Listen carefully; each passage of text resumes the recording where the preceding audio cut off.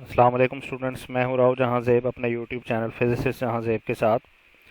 Students, इस lecture में हम चैप्टर नंबर 17 का रिमेनिंग पोर्शन डिस्कस करेंगे।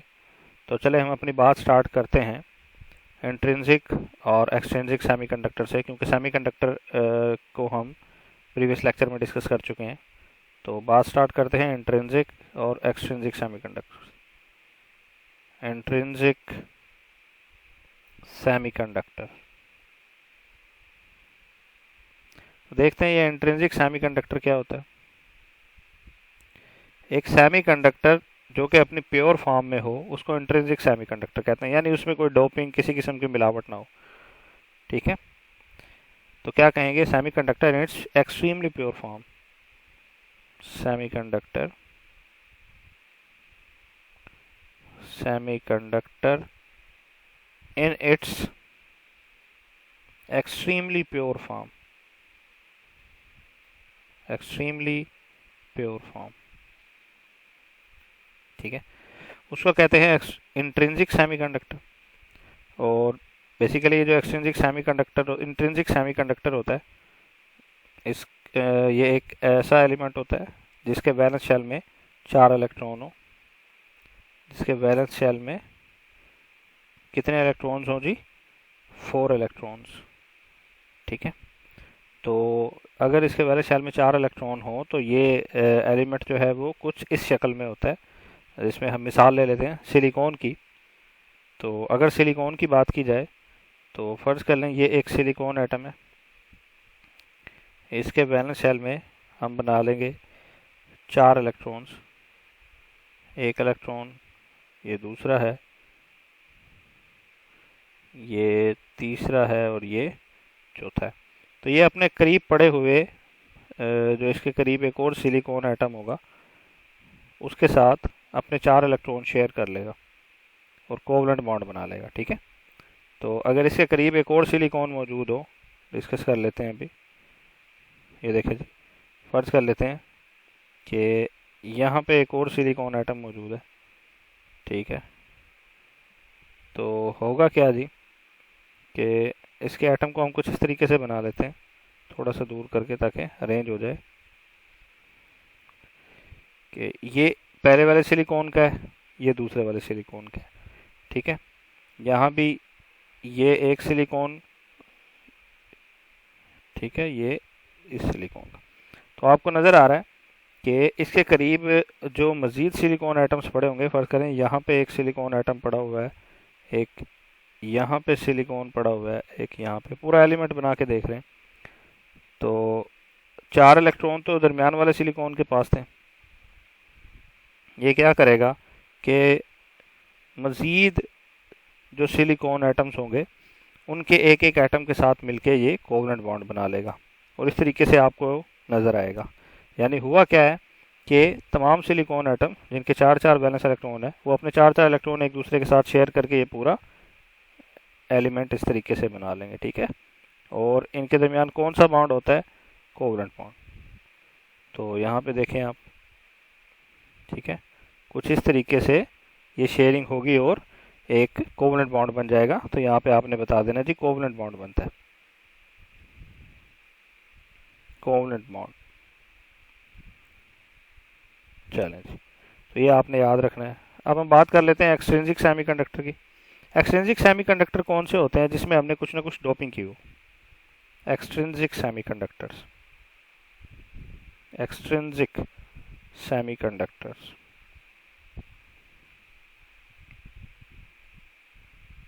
ठीक है, एक्सट्रिंसिक सेमीकंडक्टर्स वो सेमीकंडक्टर्स होते हैं जिसमें हमने कुछ ना कुछ इम्प्योरिटी शामिल की हो। ठीक है, ये बनते हैं by adding impurity, by adding small impurity. तो अगर आप स्मॉल इम्प्योरिटी ऐड कर देते हैं इंट्रिंसिक सेमीकंडक्टर में तो वो फिर क्या बन जाता है जी? डोप्ड सेमीकंडक्टर या एक्सट्रिंसिक सेमीकंडक्टर बन जाता है। और इस प्रोसेस को हम क्या कहते हैं? बाय एडिंग स्मॉल इम्प्योरिटी, इसको हम कहते हैं डोपिंग। ठीक है, डोपिंग। तो जो प्योर सेमीकंडक्टर होता है उसमें डोपिंग जो हम करते हैं, इम्प्योरिटी जो ऐड करते हैं, वो किस रेशो में करते हैं? यानी अगर 10 रेज टू पावर जो है 6 एटम्स अगर आपके इंट्रिंसिक सेमीकंडक्टर के हैं, तो 1 एटम आपका किसका होगा जी? इम्प्योरिटी का होगा। ये आपने याद रखना है। तो ऐसे भी लिख देते हैं बाज़ औक़ात 1:1 रेशो 10 रेज टू पावर 6। तो ये जो 1 है ना, ये इम्प्योरिटी एटम है, और 10 रेज टू पावर है जी किसका? इंट्रिंसिक सेमीकंडक्टर्स के नंबर ऑफ एटम्स। ठीक है। अब डोपिंग जो है वो 2 तरह से हो सकती है। ठीक है, डोपिंग 2 तरह से हो सकती है, उसकी बेस पे ही 2 तरह के मटेरियल जो है बनते हैं। एक को हम कहते हैं एन टाइप। ठीक है, एन टाइप सेमीकंडक्टर कैसे बनता है? अगर आप इसमें पेंटावेलेंट इम्प्योरिटी ऐड कर दें बाय एडिंग, किस तरह बनता है जी? बाय एडिंग पेंटावेलेंट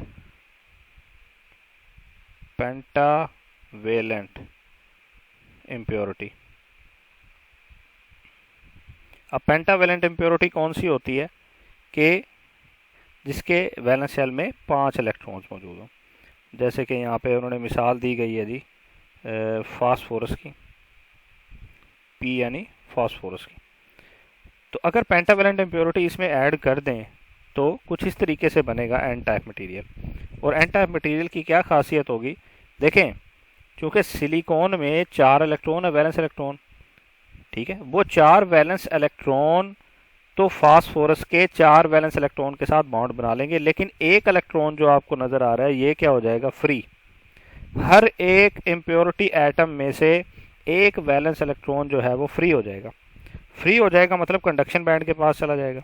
अब जब वो कंडक्शन बैंड में होगा, फ्री इलेक्ट्रॉन होगा, तो वो कंडक्शन प्रोड्यूस करेगा। कंडक्शन को क्या करेगा? इंक्रीज करेगा, कंडक्शन बढ़ा देगा। और इस तरीके से ये जो एन टाइप सेमीकंडक्टर है इसमें फ्री इलेक्ट्रॉन की तादाद बढ़ जाएगी। तो यहाँ हम कहेंगे कि एन टाइप सेमीकंडक्टर में मेजॉरिटी कैरियर्स, मेजॉरिटी मतलब जो ज़्यादा मौजूद है, मेजॉरिटी कैरियर जो हैं वो इलेक्ट्रॉन्स होते हैं। ठीक है, और माइनॉरिटी कैरियर कौन से होते हैं? माइनॉरिटी यानी कम, माइनॉरिटी कैरियर्स। ठीक है, ये होते हैं होल्स। ठीक है, तो ये एन टाइप मटेरियल है और इसमें कंडक्शन प्रोड्यूस हो जाती है। लेकिन एन टाइप मटेरियल जो है वो एज ए होल क्या होता है जी? न्यूट्रल होता है। ठीक है जी, एज ए होल न्यूट्रल होता है। न्यूट्रल एज अ होल यानी इसमें कोई चार्ज नहीं होता। ठीक है, इसमें number of neutral as a whole, इसमें नंबर ऑफ इलेक्ट्रॉन्स जो हैं वो तो काफ़ी सारे फ्री हैं, लेकिन ये एटम्स के कॉम्बिनेशन से बना है, इसलिए ये एज अ होल क्या होगा? न्यूट्रल होगा। तो ये आपकी जो है वो एन टाइप डोपिंग है। ठीक है, और एन टाइप डोपिंग से जो एन टाइप मटेरियल बनता है इसको हम कहते हैं, या पेंटावेलेंट इम्प्योरिटी को हम कहते हैं donor impurity.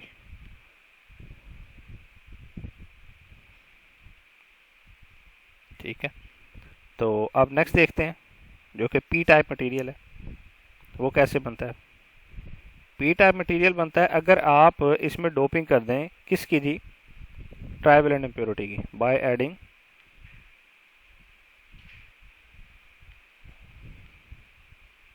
Trivalent impurity.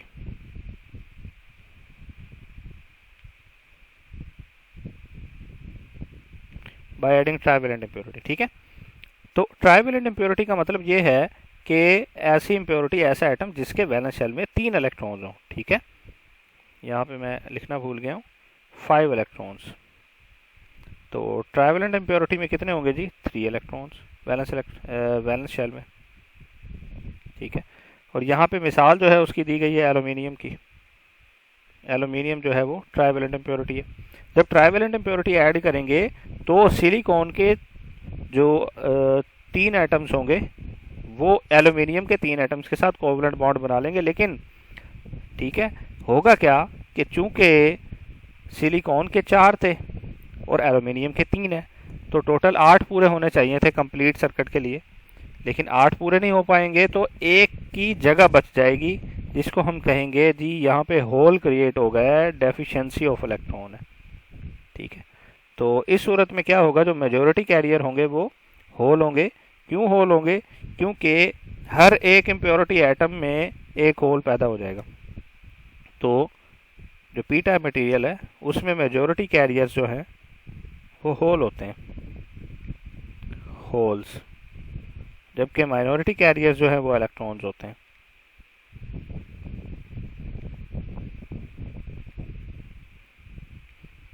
Holes, minority carriers जो है वो इलेक्ट्रॉन्स होते हैं इस सूरत में, इलेक्ट्रॉन्स। ठीक है जी। और ये भी पी टाइप मटेरियल भी एज अ होल न्यूट्रल होता है, neutral as a whole, neutral as a whole. ठीक है। और इसको ये भी कह सकते हैं कि ये एक्सेप्टर इम्प्योरिटी है, एक्सेप्टर इम्प्योरिटी, यानी इसके पास एक इलेक्ट्रॉन को एक्सेप्ट करने की एबिलिटी मौजूद है, तो इसलिए इसको एक्सेप्टर इम्प्योरिटी कहते हैं। ठीक है। और सर्किट में इन्हीं दो चीज़ों की वजह से, इलेक्ट्रॉन्स और होल्स की वजह से क्या होता है, करंट फ्लो करता है। अब हम नेक्स्ट बात करते हैं जी सुपर कंडक्टर्स की। तो सुपर कंडक्टर से चंद एक इम्पॉर्टेंट एमसीक्यूज आते हैं। सुपर कंडक्टर्स, हम सुपर कंडक्टर्स की बात कर रहे हैं, तो सुपर कंडक्टर से चंद एक एमसीक्यूज आते हैं, वो हम डिस्कस कर लेंगे। ये कौन से मटेरियल होते हैं? ऐसे मटेरियल जिनका टेम्परेचर अगर हम कम करते जाएं तो एक ख़ास टेम्परेचर पे जाके इनकी रेजिस्टिविटी ज़ीरो हो जाती है। ठीक है। The materials which shows zero resistivity below a certain temperature।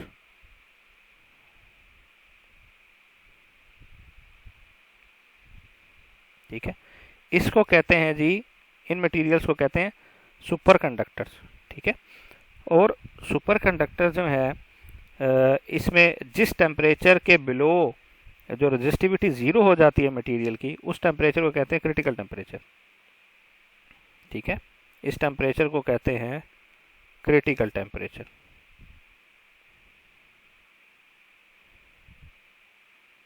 तो यहाँ पे सवाल आ जाता है कि सबसे पहला जो सुपर कंडक्टर डिस्कवर हुआ था वो किसने किया था, और जो है उसका क्रिटिकल टेम्परेचर कितना था? तो आप बताएंगे जी। फर्स्ट सुपर कंडक्टर जो है वो डिस्कवर किया था किसने? कमायरलिंग ओर्न ने। ठीक है। कमायरलिंग ओन्स ने। ठीक है। कमायरलिंग ओन्स ने जो है वो सुपर कंडक्टर डिस्कवर किया था, और कौन सा किया था जी? मरकरी।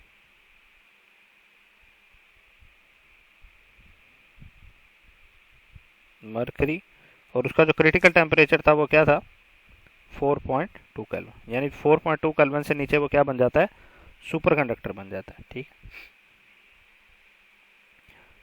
चलें, तो नेक्स्ट देखते हैं हम कि यहाँ पे चंद एक और इम्पॉर्टेंट एमसीक्यू आपके लिए जो है ना वो गिवन होंगे, वो आपकी पैराग्राफ पढ़ेंगे तो आपको पता चल जाएगा, जो आपकी बुक में मौजूद होगा। ठीक है। तो नेक्स्ट चलते हैं जी हम मैग्नेटिक प्रॉपर्टीज़ ऑफ सॉलिड पे।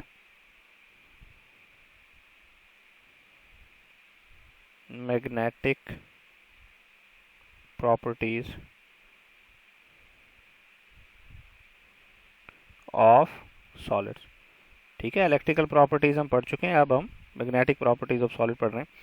देखें, जब इलेक्ट्रॉन अपने ऑर्बिट में घूम रहे होते हैं तो उसकी दो तरह की मोशंस होती हैं। ठीक है। इलेक्ट्रॉन्स जो हैं, इलेक्ट्रॉन्स की दो तरह की मोशंस होती हैं। कौन कौन सी होती हैं जी? ठीक है। एक होती है ऑर्बिटल मोशन। ठीक है। और दूसरी होती है स्पिन मोशन। इन दोनों की वजह से जो है वो मैग्नेटिक फील्ड प्रोड्यूस होता है। ठीक है। तो ये जो मैग्नेटिज्म है, ये बेसिकली इसकी जो वजह बताई जाती है वो इलेक्ट्रॉन की स्पिन मोशन बताई जाती है। ठीक है। तो आप क्या बताएंगे? स्पिन मोशन जो है वो रीजन ऑफ मैग्नेटिज्म। ठीक है, क्योंकि जब इलेक्ट्रॉन मूव कर रहा होता है तो वो मैग्नेटिज्म प्रोड्यूस करता है, उसमें जो है वो इलेक्ट्रोमैग्नेटिक इंडक्शन हो जाती है। ठीक है, तो अब हम नेक्स्ट बात करते हैं कि ये जो ऑर्बिटल स्पिन मोशन है, इनकी बेसिस पे हम मटेरियल को या सॉलिड्स को इन पोर्शन में डिवाइड कर सकते हैं। वो आपने पढ़ा हुआ है कि जी डायमैग्नेटिक मटेरियल्स होते हैं, डायमैग्नेटिक मटेरियल्स। ठीक है, तो ये जो डायमैग्नेटिक मटेरियल्स होते हैं बेसिकली, इनमें स्पिन मोशन और ऑर्बिटल मोशन की वजह से पैदा होने वाला जो मैग्नेटिक फील्ड है वो एक दूसरे को सपोर्ट नहीं करता, उनका मैग्नेटिक मूवमेंट एक दूसरे को सपोर्ट नहीं करता, यानी एक दूसरे को क्या कर देता है, कैंसिल कर देता है। तो होगा क्या, ज़रा देखें, ये स्पिन मोशन की वजह से पैदा होने वाला फील्ड है, ये ऑर्बिटल मोशन की वजह से पैदा होने वाला फील्ड है। तो ये एक दूसरे को अपोज करेंगे, ठीक है, और कैंसल करेंगे एक दूसरे को, कैंसल ईच अदर। ठीक है, और ये मटेरियल इस वजह से repelled by the magnetic field होते हैं, repelled by magnetic field, magnetic field. यानी अगर मैग्नेटिक फील्ड पास किया जाए डायमैग्नेटिक मटेरियल से, तो डायमैग्नेटिक मटेरियल के सरफेस के ऊपर से ही पास करके चला जाएगा, वो अंदर दाखिल नहीं होगा। यानी अगर ये एक मटेरियल है, ये डायमैग्नेटिक मटेरियल है, परफेक्टली डायमैग्नेटिक मटेरियल है, तो अगर आपने मैग्नेटिक फील्ड अप्लाई किया हुआ है इस तरीके से, तो वो इसके अंदर दाखिल होने की बजाय रिपेल होके इसके बाहर से ही चला जाएगा। तो ये आपने बातें याद रखनी है। ऐसे मटेरियल कहलाते हैं जी डायमैग्नेटिक मटेरियल्स। ठीक है, which are repelled by magnetic field. ठीक है, अब हम बात कर लेते हैं पैरामैग्नेटिक मटेरियल्स की।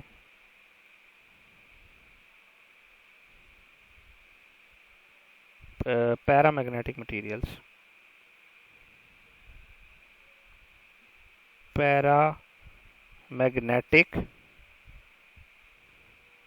मटेरियल्स। अब जो पैरामैग्नेटिक मटेरियल्स होते हैं उसमें स्पिन मोशन की वजह से पैदा होने वाला मैग्नेटिक मूवमेंट और ऑर्बिटल मोशन की वजह से पैदा होने वाला जो मैग्नेटिक मूवमेंट है वो एक दूसरे को सपोर्ट करते हैं। ठीक है, वो एक दूसरे को सपोर्ट करते हैं लेकिन वीकली सपोर्ट करते हैं। ठीक है, आप यहाँ बताएंगे कि सपोर्ट करते हैं लेकिन वीकली सपोर्ट करते हैं। Support each other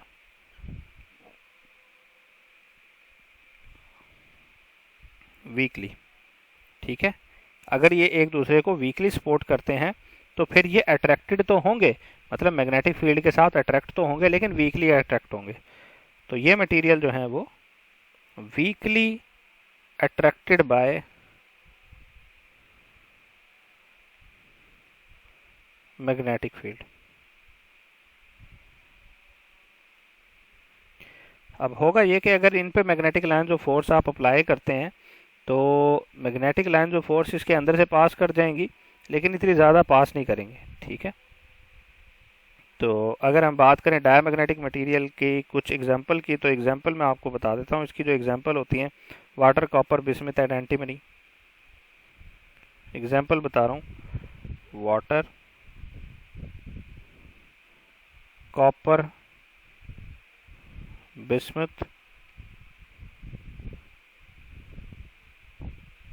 antimony. ठीक है, ये आपके पास जो है वो डायमैग्नेटिक मटेरियल की क्या है जी, एग्जांपल है। ठीक है, अच्छा अब हम बात कर लेते हैं कि ऐसे मटेरियल जो कि strongly attracted by magnetic field है। ठीक है, वो कौन से मटेरियल होते हैं, उनको हम कहते हैं फेरोमैग्नेटिक मटेरियल्स।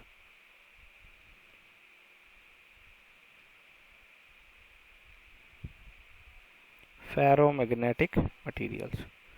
ठीक है, ऐसे मटेरियल जो कि स्ट्रांगली अट्रैक्ट होते हैं मैग्नेटिक फील्ड से। कैसे अट्रैक्ट होते हैं जी, कि इनका जो स्पिन मोशन की वजह से पैदा होने वाला मैग्नेटिक फील्ड है और ऑर्बिटल मोशन की वजह से जो पैदा होने वाला मैग्नेटिक फील्ड है वो सपोर्ट करता है एक दूसरे को strongly, support each other strongly. ठीक है, अगर ये एक दूसरे को स्ट्रांगली सपोर्ट करता है तो फिर ये मैग्नेटिक फील्ड से अट्रैक्ट होते हैं बहुत ज़्यादा। ठीक है, strongly attracted by magnetic field, strongly attracted by magnetic field. ठीक है, अब थोड़ी सी बात कर लेते हैं इनकी फेरोमैग्नेटिक मटेरियल्स की ही। ये जो फेरोमैग्नेटिक मटेरियल्स है इसमें बहुत छोटे छोटे पोर्शंस होते हैं। ठीक है, जिनको हम इनकी डोमेन्स कहते हैं। ये माइक्रो लेवल और आप देख लें कि मिलीमीटर्स जो है ना इनका साइज होता है छोटे छोटे पोर्शंस का, इनको हम डोमेन्स कहते हैं। कुछ इस तरीके से होता है मटेरियल, ज़रा देखें।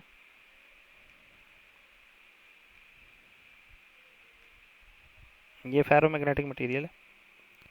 ठीक है, और ये स्मॉल पोर्शंस हैं इसके।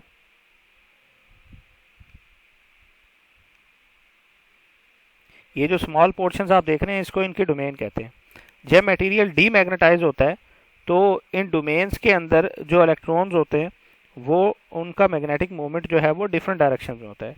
ठीक है, इन डोमेन्स में जो एटम्स हो सकते हैं, नंबर ऑफ एटम्स तकरीबन 10 रेज़ टू पावर 12 से 10 रेज़ टू पावर 12 से 10 रेज़ टू पावर 16 तक एटम्स हो सकते हैं इसमें,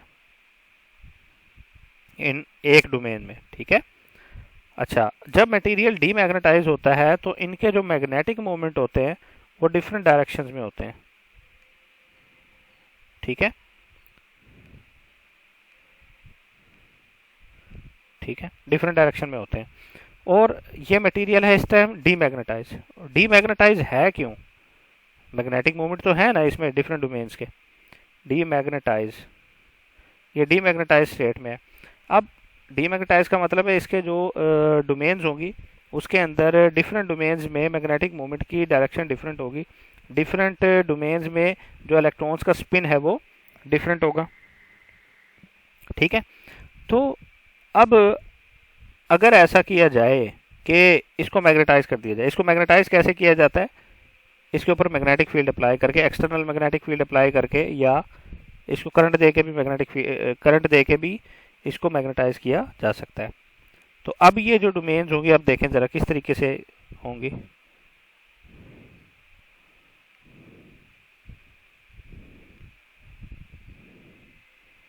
ठीक है, ये डोमेन्स हैं।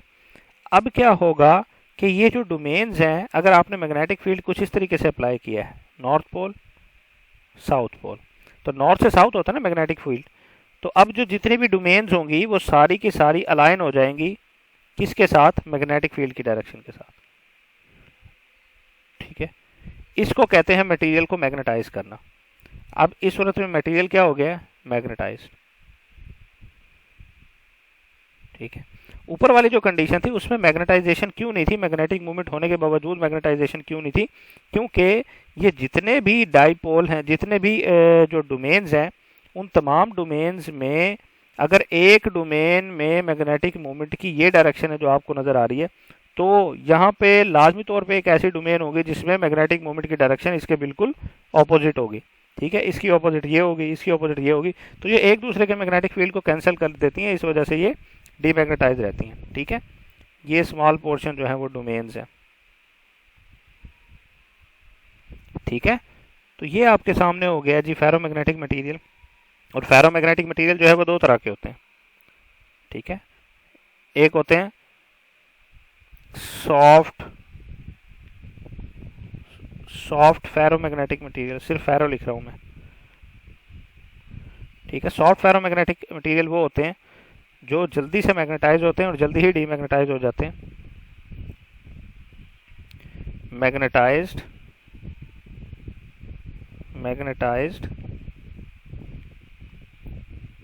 And डीमैग्नेटाइज्ड।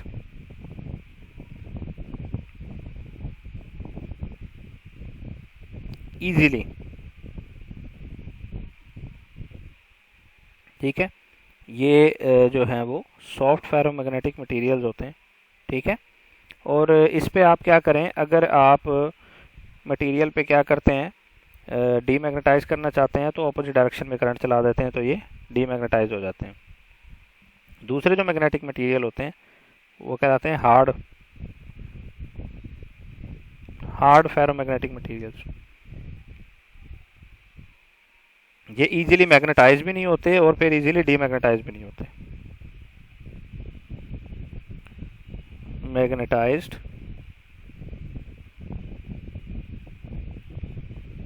And डीमैग्नेटाइज्ड,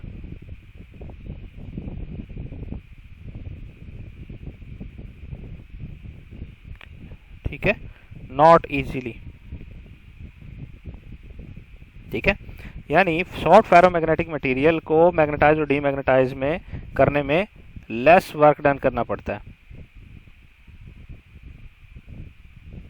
lace work done required, ठीक है। जबकि इनको मैग्नेटाइज और डीमैग्नेटाइज करने में मोर वर्क रिक्वायर्ड, ठीक है। क्यों? क्योंकि आप जब मैग्नेटिक फील्ड अप्लाई करते हैं तो आप इन डोमेन्स पे वर्क कर रहे होते हैं कि इनकी जो इंटरनल फ्रिक्शन है डोमेन्स की, इंटरनल फ्रिक्शन को आप ओवरकम करके इनकी डायरेक्शन को अलाइन करते हैं, ठीक है। और वो इंटरनल फ्रिक्शन के अगेंस्ट जो है वर्क डन होता है और फिर वो हीट के तौर पे भी हमें मिलता है। अब नेक्स्ट बात करते हैं हिस्टैरिसीस लूप की, जो बहुत इंपॉर्टेंट टॉपिक है।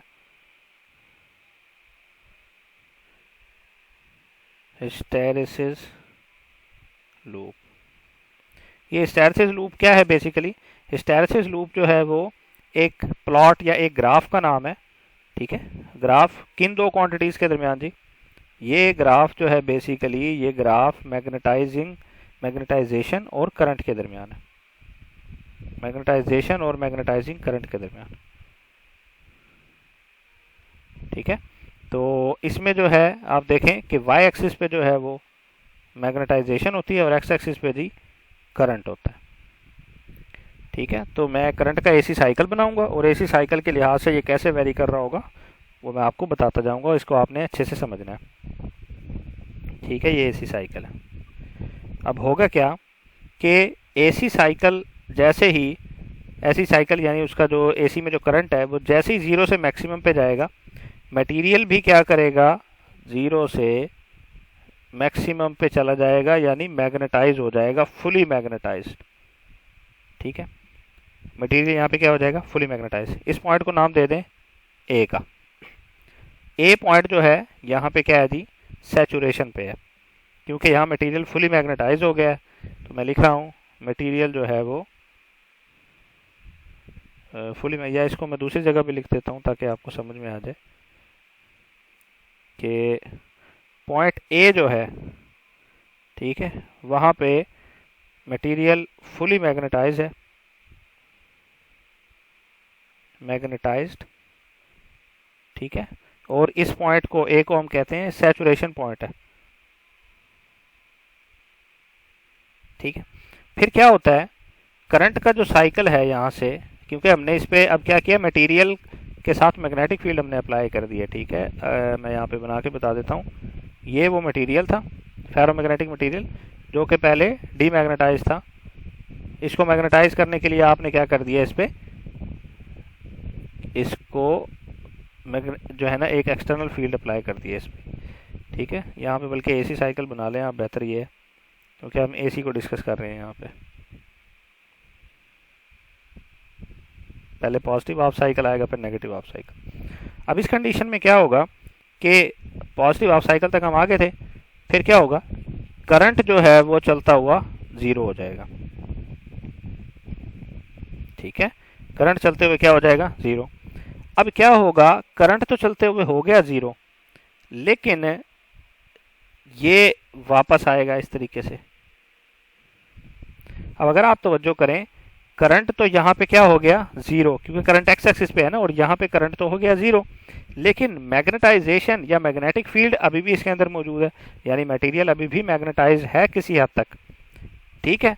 तो इस सूरत में क्या हो रहा है कि करंट जीरो हो गया पर मैग्नेटिक फील्ड अभी जीरो नहीं हुआ, ठीक है।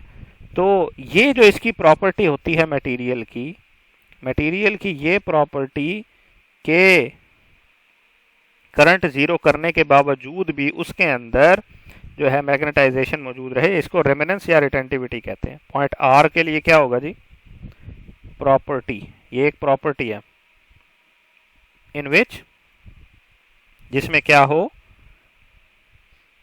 प्रॉपर्टी जिसके अंदर क्या हो, अगर आप करंट जीरो भी कर दें तब भी मैग्नेटिक फील्ड जो है वो जीरो ना हो। अगर आप एक दफा मैग्नेटाइज कर चुके हैं उसके बाद करंट जीरो भी कर दें तो ये डीमैग्नेटाइज नहीं होगा किसी भी सूरत में। इसको कहते हैं रेमेनेंस और रिटेंटिविटी। ठीक है, क्लियर करके लिख देता हूं, रिटेंटिविटी। ठीक है, ये प्रोसेस है। सैचुरेशन आप देख चुके हैं, रेमेनेंस और रिटेंटिविटी आप देख चुके हैं। अब नेक्स्ट चलते हैं इसी साइकिल में। अब एसी साइकिल क्या होगा, अब देखें, अगर आप इस मटेरियल को क्या करना चाह रहे हैं, डीमैग्नेटाइज कर रहे हैं, तो आपको क्या करना पड़ेगा, आपको करंट जो है रिवर्स डायरेक्शन में चलाना पड़ेगा। अब आप रिवर्स डायरेक्शन में आ रहा है आपका करंट, ठीक है जी, रिवर्स डायरेक्शन में अब आपका करंट आ रहा है। जब ये करंट जो है वो यहां पे पहुंचेगा, नेगेटिव मैक्सिमम पे पहुंचेगा, ठीक है, करंट जब आपका नेगेटिव मैक्सिमम पे पहुंचेगा तो आपकी ये जो कर्व है ये यहां पे पहुंच जाएगी।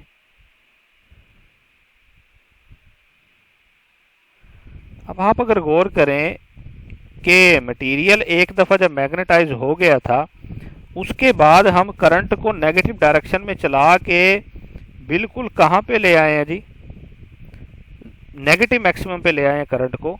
तो नेगेटिव मैक्सिमम पे जब करंट आया तो मटेरियल में मैग्नेटिक फील्ड अभी भी मौजूद है, लेकिन पहले कहां था, ऊपर की तरफ, यानी पॉजिटिव मैग्नेटिक फील्ड था, मटेरियल एक डायरेक्शन में मैग्नेटाइज था। अब मटेरियल दूसरी डायरेक्शन में मैग्नेटाइज हो गया लेकिन अभी भी मैग्नेटाइज्ड ही है। ठीक है, तो मटेरियल को डीमैग्नेटाइज करने के लिए जो रिवर्स डायरेक्शन में हमने करंट चलाया था उसको कहते हैं कोएर्सिव करंट। ठीक है, तो यहां पे जब हम इसको ले आए थे पॉइंट सी पे, इसको पॉइंट को नाम दे दें आप पॉइंट सी का। यहां पे जब हम करंट को ले आए थे, करंट को हमने क्या करना था, जीरो करना था। ठीक है, तो करंट को जीरो से हम नीचे लेके आए हैं, उस सूरत में भी इस पे जो आपका जो मैग्नेटिक फील्ड था वो स्ट्रांगली मैग्नेटिक फील्ड मौजूद था। तो मैग्नेटिक फील्ड को जीरो करने के लिए आपको करंट को रिवर्स डायरेक्शन में चलाना पड़ा। अब इस पॉइंट सी पे मैग्नेटिक फील्ड तो जीरो है, ठीक है, लेकिन करंट किस डायरेक्शन में चल गया, रिवर्स डायरेक्शन में, जो यहाँ पे आप देख चुके हैं। तो ये जो रिवर्स डायरेक्शन में आपने करंट चलाया था इसको आप कहते हैं कोएर्सिविटी या कोएर्सिव करंट। ठीक है, reverse direction current.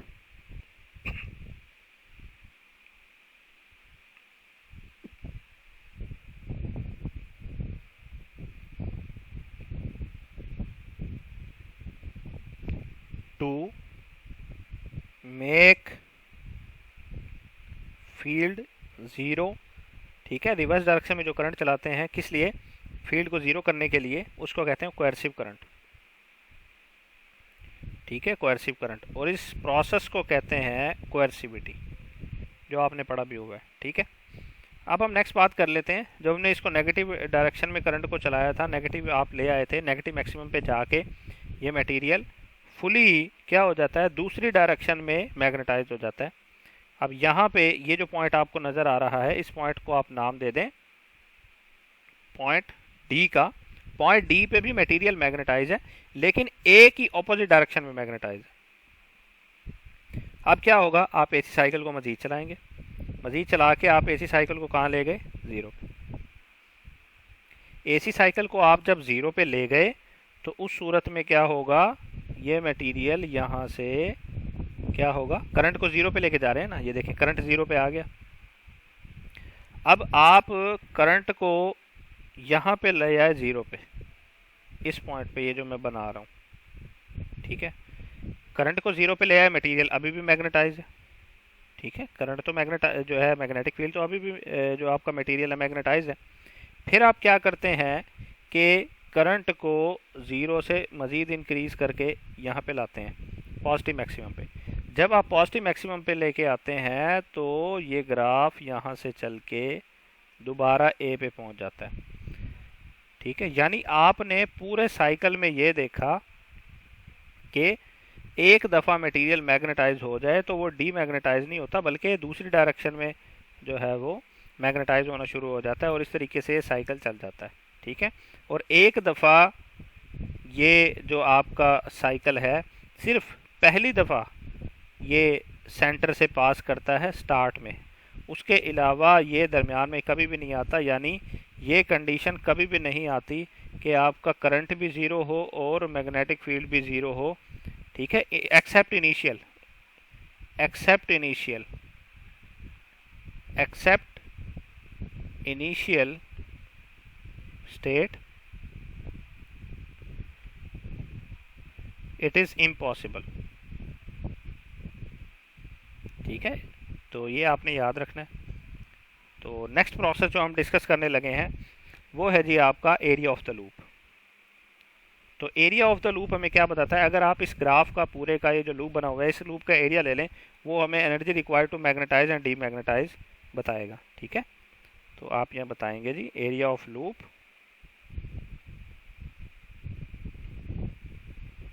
Area of loop gives energy required to magnetize and demagnetize a material। ठीक है, अब यहाँ पे एक इम्पॉर्टेंट क्वांटिटी मैं आपको बता देता हूँ जो मोस्टली जो है वो स्टूडेंट्स को समझ नहीं आती। देखें, आप तवज्जो करें, करंट का साइकिल और मैग्नेटिक फील्ड का साइकिल चल कैसे रहा है। ये जो ग्रीन वाला मैंने नीचे बनाया हुआ है ये करंट का साइकिल और ऊपर मैग्नेटिक फील्ड का। करंट जीरो से गया मैक्सिमम पे, मैग्नेटिक फील्ड भी मैक्सिमम पे चला गया। करंट जीरो पे आ गया लेकिन मैग्नेटिक फील्ड जीरो पे नहीं आया, बल्कि कहाँ आया, आर पे। अब करंट जो है वो जीरो से नेगेटिव मैक्सिमम पे चला गया। ठीक है, यानी कि अगर बेसिकली हम देखें ये करंट हो, ठीक है, और नीचे मैं उसके बना रहा हूँ मैग्नेटिक फील्ड। ठीक है, अब करंट जो है वो नेगेटिव मैक्सिमम पे चला जाए, उसके बाद आप ये देखते हैं कि मैग्नेटिक फील्ड जो है वो जीरो पे आता है। ठीक है, यानी करंट की देखें, करंट की जो आप देखें वेव है, करंट की वेव आगे है, जबकि मैग्नेटिक फील्ड की वेव अभी जीरो पे खड़ी हुई है, यानी पॉइंट सी पे है। तो करंट जो है वो आगे चल रहा होता है और मैग्नेटिक फील्ड पीछे चल रहा होता है। इसलिए हम कहते हैं कि magnetisation lags behind the current. यहां पे लिख रहा हूं मैग्नेटाइजेशन यानी B, magnetisation lags behind current. ठीक है, लैग्स बिहाइंड करंट, और इस प्रोसेस को हम कहते हैं हिस्टैरिसिस। हिस्टैरिसिस, तो ये आपने याद रखना है। तो ये था हमारा आज का लेक्चर। इसके हवाले से कोई सवाल हो तो आप हमसे पूछ सकते हैं। नेक्स्ट वीडियो तक के लिए अल्लाह हाफ़िज़।